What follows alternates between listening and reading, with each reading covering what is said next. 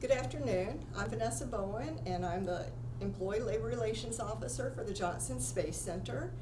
I've known Dr. Kumar Krishen for many years, so I am very excited to be a part of this prestigious presentation. I'm going to begin by introducing astronaut Terry Wilcutt, who will be presenting the NASA Exceptional Service Medal to Dr. Krishen. Terry Wilcutt came to NASA's astronaut program in 1990 after serving as a Marine test pilot. He flew 4 space shuttle missions. 2 of them were as a pilot and 2 as the commander before joining NASA's safety program after the Columbia mishap. He now works at NASA headquarters located in Washington, D.C., where he serves as NASA's Chief of Safety and Mission Assurance. So I'd like to welcome Terry Wilcutt.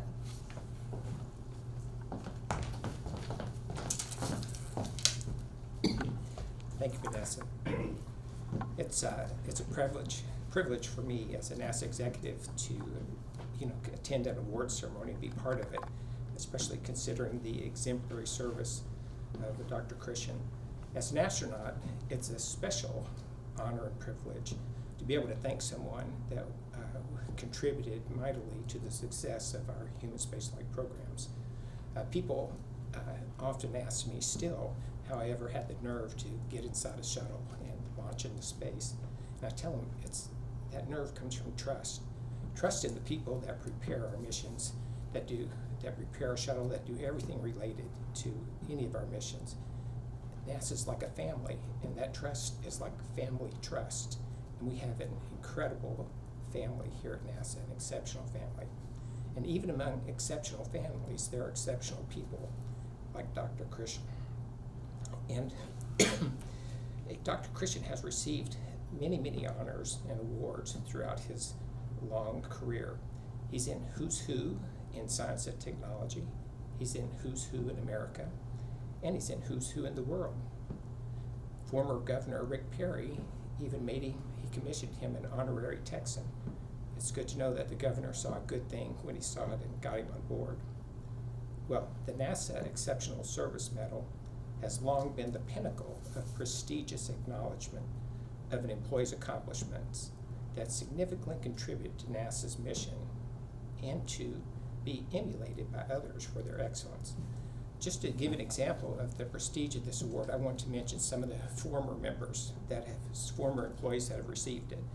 Neil Armstrong, Buzz Aldrin, Charlie Bolden, John Young, Dick Truly, Jim Lovell, and Bill Dana. Probably Bill Dana is the only one that the people in this ceremony don't recognize. Well, he's a test pilot's test pilot. He earned his astronaut wings by flying an X-15 above the Von Karman line, above 50 miles above the Earth, and then flying it back down, landing on a runway.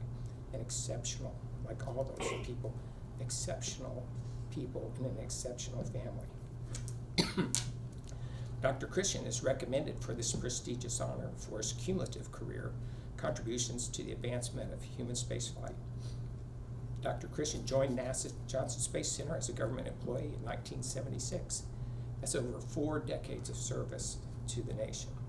Throughout his career, he has advanced original concepts for remote sensing, health systems, communication and tracking systems, automation and robotic systems.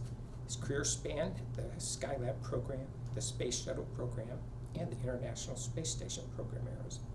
His research and engineering contributions have resulted in numerous experiments supporting all these programs and resulted in over 170 technical papers cataloging his accomplishments. Dr. Krishen was pioneering in the use of electromagnetic wave scattering methods to map and sense the surface of the moon from the Earth. Dr. Krishen has represented himself and the government well over the years while serving as chair of the World Congress on Superconductivity, as well as other highly responsible roles in a number of national and international space-related professional symposia, where he inspired others and shared his wealth of experiences. Dr. Krishen's most recent area of responsibility was that of a senior technologist within the Exploration, Integration, and Science Directorate, where he was responsible for aligning and providing solutions that meet the human exploration technology needs as NASA continues its mission beyond low Earth orbit to go back to the moon and eventually to Mars. Excuse me. So, Dr. Krishen, if you would, please step forward and let me present the exceptional service strategy. For sustained service to NASA and this nation in the realm of technological advancements in support of human spaceflight, signed by the Administrator, Jim Bernstein. Thank you. Thank you. Thank you for Thank you those so years of much. service. Thank you. I'm going to set this down. Print you with Wow. Thank you again, sir. Thank you. It's an honor. I'll turn the floor over to you. Great.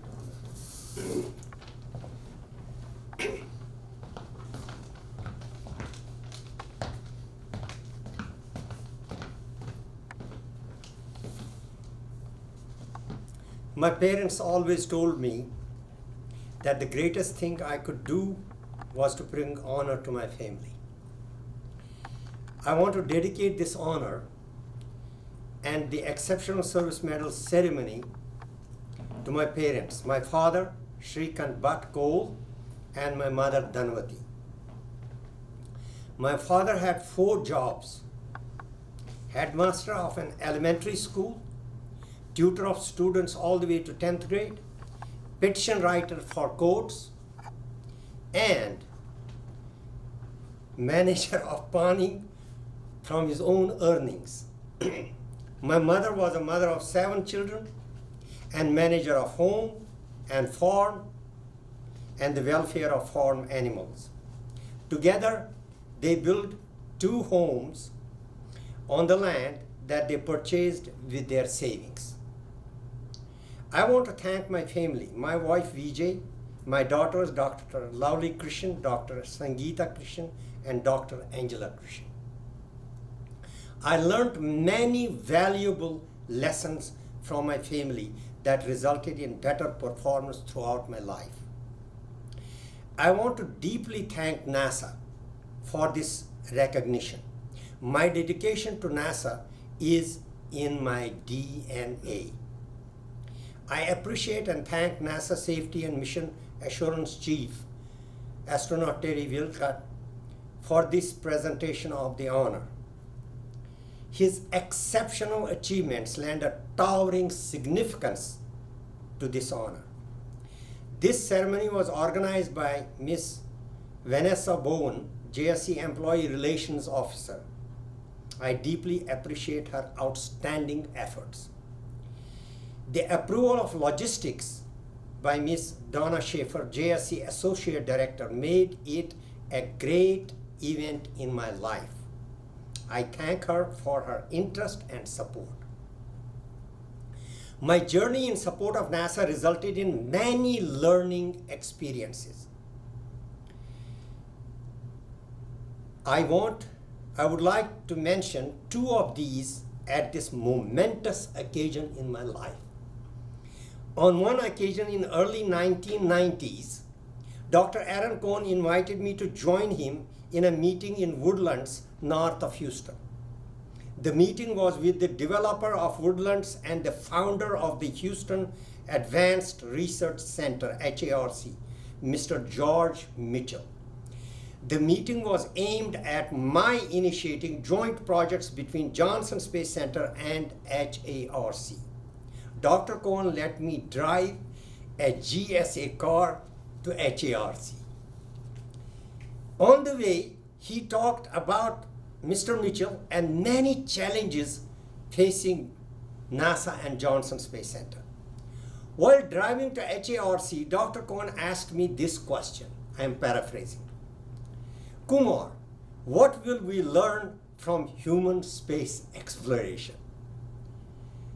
Without a thought, as if it were a reflex action, I answered, we will gain new insights into the human mind. He looked surprised. The remaining journey, both going up there and coming back, ended up with us discussing my reply to his question. I recall that I told him that our astronauts are willing to take all the risks associated with all aspects of the missions.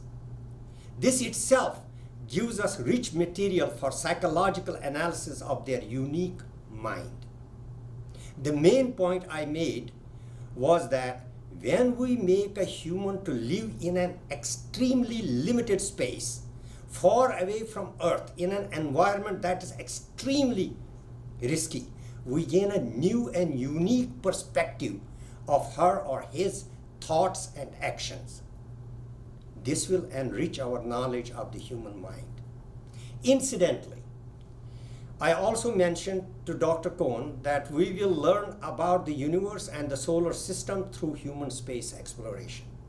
We also had a healthy discussion on this topic.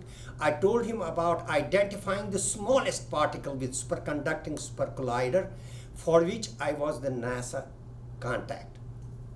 He was very fascinated and told me to give him a presentation on this topic. On one occasion, Dr. Chris Kraft invited me to his office, 9th floor, building 1. When I entered, Dr. Kraft was brief and told me this. Again, I am paraphrasing. Kumar, we have been approached by Dr. John Stalin of the Stalin Foundation. He wants us to develop a system that can deliver heat to a cancer tumor in the body while keeping the rest of the body below 105 degrees Fahrenheit.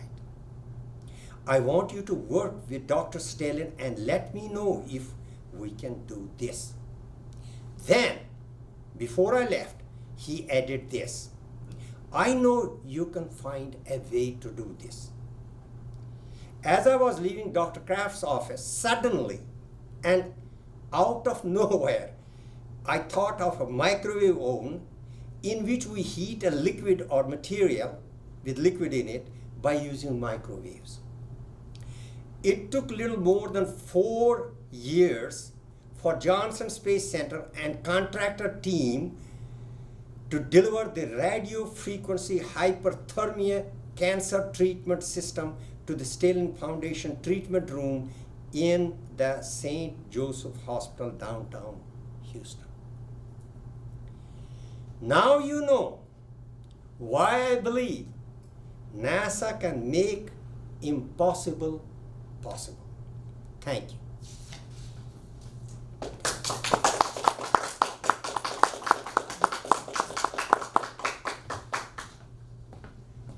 Now, my main duty. Oh, Kumar, we're going to stage these.